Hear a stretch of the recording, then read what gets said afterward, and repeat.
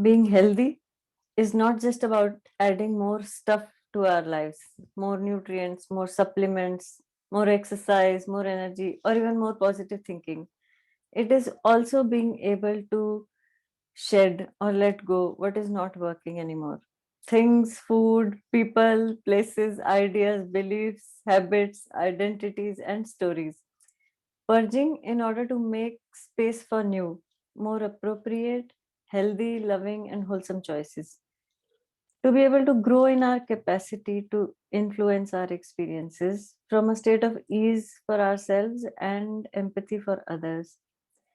Healing is about discovering and developing this unshakable sense of safety, worthiness, and connection.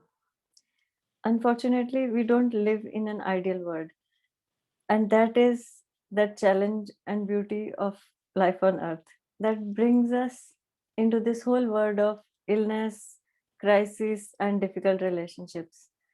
And we roll and tumble with it. Consider this analogy of water. When water gets polluted with dirt, with chemicals, or with microbes, no matter how dirty it gets, there is still water present in the mix, in purest, most innocent form. No amount of pollutants can take the waterness out of it, the H2O, the basic structure, or the integrity of the water molecule. Similarly, no matter how polluting experiences we have been through, the dirt of rough experiences, the chemicals of beliefs and identities and stories, and the microbes of unsaid, unexplainable entanglements with others, deeper yearnings, gnawings, and unsaid rules we follow, the paradigms we live by, and the settled feelings of helplessness and hopelessness that keep surfacing every now and then. There is still this essence of our core self present, unaffected by all of this. Healing is a process to experience ourselves in that pure, most innocent form. No amount of experiences or our responses to them can touch that self underneath. I feel there are three core key aspects to healing that can connect us back to the experience of that core self. The inherent feeling of well being or okayness and happy to be aliveness. Depending on our state of mind, body in the moment, there are literally hundreds, if not thousands, of different ways to work with each of these three aspects. These three aspects are filtration, titration, and honoring. Let me go with it. First one is filtration. Continuing with the analogy of water, to filter out what is not me, not self. Filtration is the process to actively look out for and change the rough experiences, their consequences on mind, body, the emotional decisions, to weed out the attachments, the obligations, resistance, fear, and the to change these feelings and sensations we harbor in our bodies in the form of dis-ease, pain, imbalance, or difficult relationships, and hence change our view of ourselves and the world. Sometimes just by awareness, by intention, by questioning, by reflection, by using some tools, or by moving energy through this system. Everything psychological is ultimately biological, and everything matter has some information that makes it so. The second aspect of healing is titration. Titration is recognizing our true core essence and collecting those small moments of purity, the glimpses of self, or the pure molecules of water when you experience them. Pure self, which is untethered, untainted, unlimited.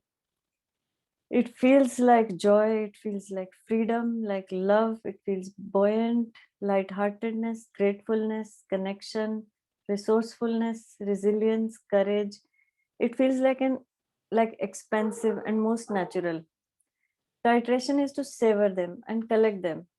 Add to your real or imaginary spaces or places. Like when you make a list of things you are grateful for or things you like about someone, when you are in a good feeling or daydreaming space.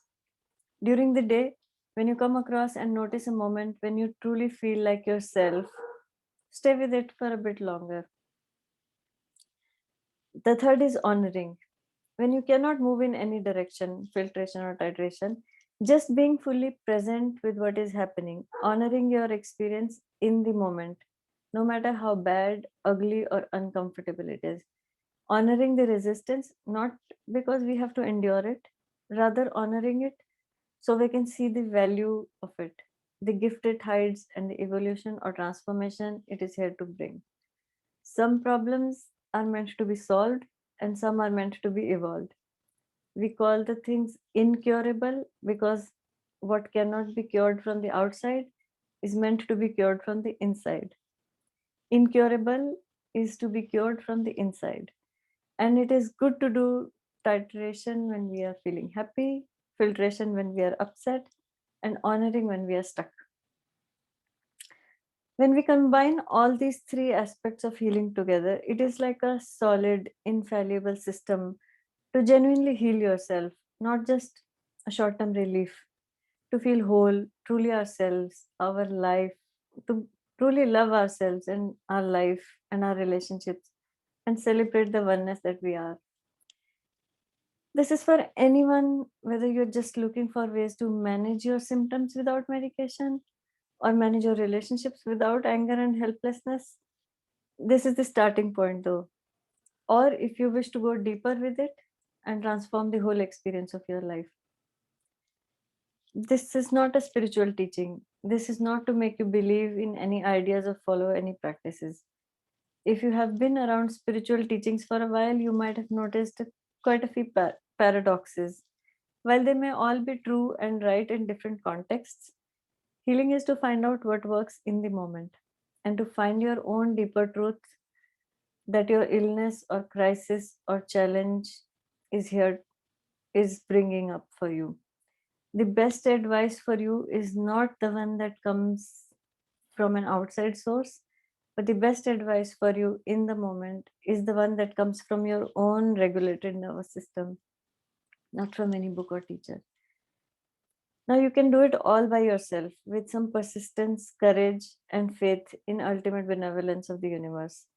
If you are watching this on YouTube, I will put a list of some examples of all three aspects of healing in the description below, and we'll create more videos on all things healing. Uh, if you like, you can work with me one on one or join my any of my group offerings. If you're not watching this on YouTube, you can find me in cyberspace at celebratingoneness.com. Doing healing work with someone, of course, makes it easier, quicker, and sometimes fun. Having someone empathically reflect your innocence, your wellness, your compassion when you have temporarily forgotten yourself is a good medicine. Yeah. And I wish you well. Thank you.